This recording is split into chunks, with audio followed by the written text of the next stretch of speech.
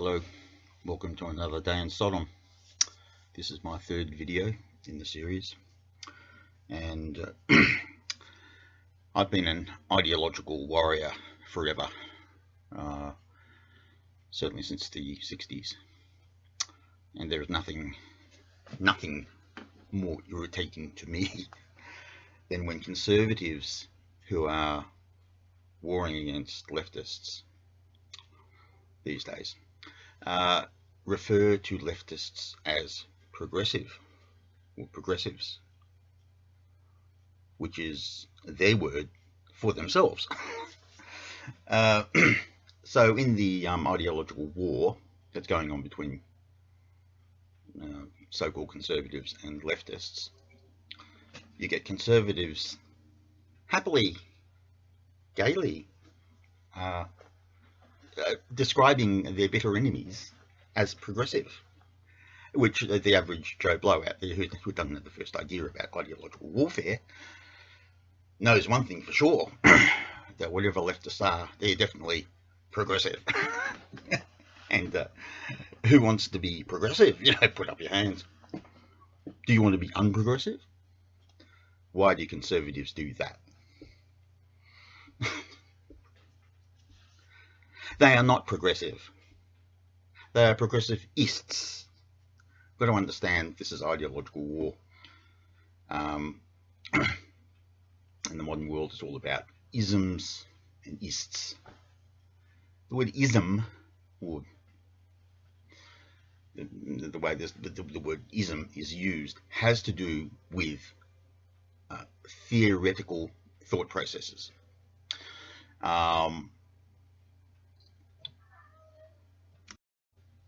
Politics is simply the way leftist, so-called progressive thinkers realize themselves as people, because they have been completely cut adrift from moorings in other things in life that they have managed to sideline from public debate and thought. And I'll go on to flesh this out a little bit later. As you survey the cultural landscape in the Western world today, you'll find that everything is pretty much a function. Well, put it this way, there is only one sacred thing in Western culture today, that is self-expression, the total freedom of the individual. These people are called liberals. That's freedom. They believe in perfect, total human freedom. As long as you're an individual expressing yourself. I mentioned the example in the previous video of same-sex so-called marriage is okay. Why can't I marry my lamppost?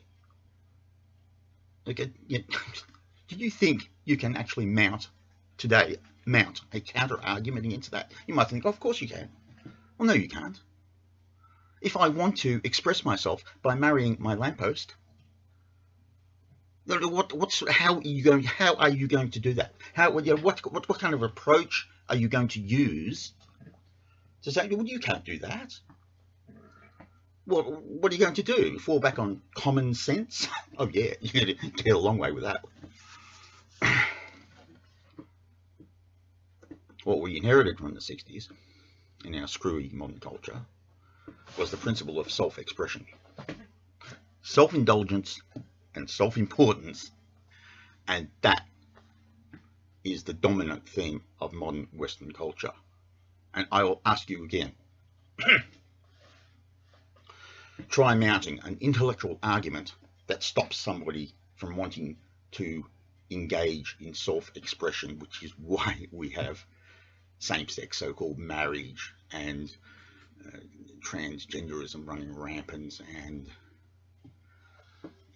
Aboriginal people who are 1% Aboriginal.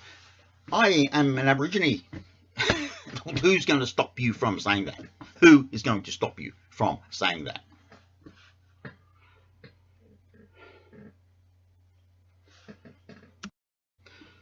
Now, arrayed against this totally self-serving philosophical view of the world, I'm going to propose what I call constraining values. And they are patriotism, religious belief, and moral values. Now, if you look at these values, incidentally, they do not, none of them actually come from the realm of theory. I think moral values, well, haven't the philosophers been discussing that for centuries? But basically, morality is not that difficult. You know, if something's not right, then it's wrong. Like homosexuality, as they say, you take a motor car, you don't put the oil where the water goes and the water where the oil goes, the engine's not going to last very long. And if you engage in homosexual conduct, which is unnatural, you will have a society plagued by AIDS and various other things. And I might say, incidentally, if I might digress, the clinching argument about ordinary people, I don't know how ordinary heterosexual people can relate to homosexuality. I do not get that. They only make up 1 to 2% of the population. Again, it's the principle of self-expression. People just don't know how to deal with this ideological onslaught. And the clinching argument is that it happens in nature. Now, that's actually a fallacy, you know. Dogs and cats, yeah, of course they engage in some kind of homosexual conduct occasionally, but they don't, animals don't self-describe as homosexuals. They're just going, in fact, for example, an example is that, you know, dogs, male dogs, engage in seemingly homosexual activity with other male dogs, and I understand that often it's not sexual, it's simply a dominance thing.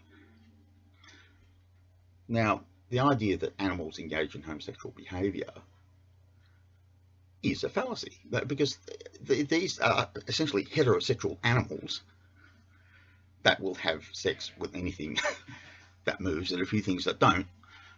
It's not the same thing. You can't anthropomorphize this. You can't sort of see this in the same way that humans behave,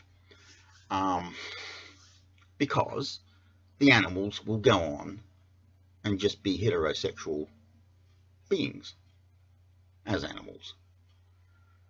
How animals behave is not really a very good indicator about how humans should behave.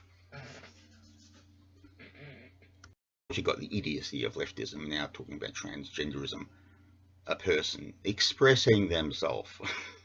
Oh, I'm a female trapped in a male body. I want to self-describe as a female. This is nothing but self-expression, and there's no way people can argue against it.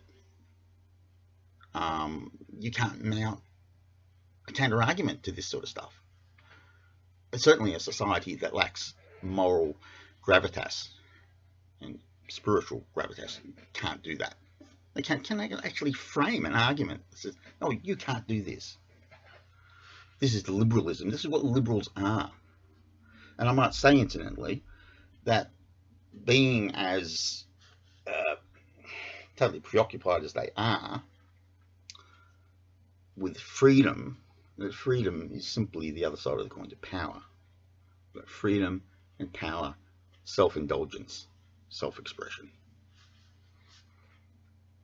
And what stands against this?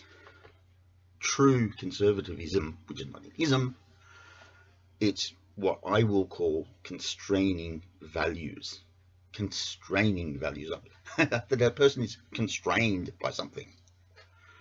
Patriotism constrains you because you might be out there fighting for something other than just your own interests. It's an extension of the way we will fight to preserve our families, who come about, mum and dad and kids come about through unrational means. They come into this world through processes that we don't dream up. They're part of the concrete world of reality out there. Religion. Well, religions, what can we say? You know, this is a God daring to tell you how to live your life, and people will constrain themselves to this. And so you've got patriotism, you've got religion, the dread enemy of liberalism and leftism and Maoism, because it dares to get in the way of self-expression. And I've already covered moral values, personal morality, which is pretty obviously going to run counter to what leftists espouse. I'll conclude this video by just observing that conservatives don't know how to combat leftist and liberals because they can't navigate their way around the seductive and deceptive, deceitful terminology these people feel free to employ and deploy against conservatives, and they have got conservatives well and truly bailed up in this kind of corral. You know, they're corralled up within this sort of whole concept that leftism is really smart and it's really intellectual, and conservatives can't compete, and they cannot compete. That's not wrong.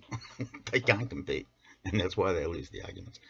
We have to explore why conservatives lose the arguments, and why they keep on losing the arguments, and why they are not going to win any arguments until they sort out where they're at and who the enemy really is. I'll see you next time. I'll conclude this video by just observing that conservatives don't know how to combat leftists and liberals because they can't navigate their way around the seductive and deceptive, deceitful terminology these people feel free to employ and deploy against conservatives, and they have got conservatives well and truly bailed up in this kind of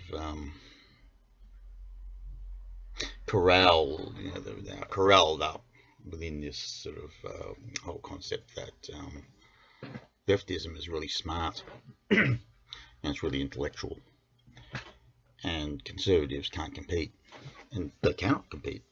That's not wrong. They can't compete, and that's why they lose the arguments. We have to explore why conservatives lose the arguments, and why they keep on losing the arguments, and why they are not going to win any arguments until they sort out where they're at and who the enemy really is. I'll see you next time.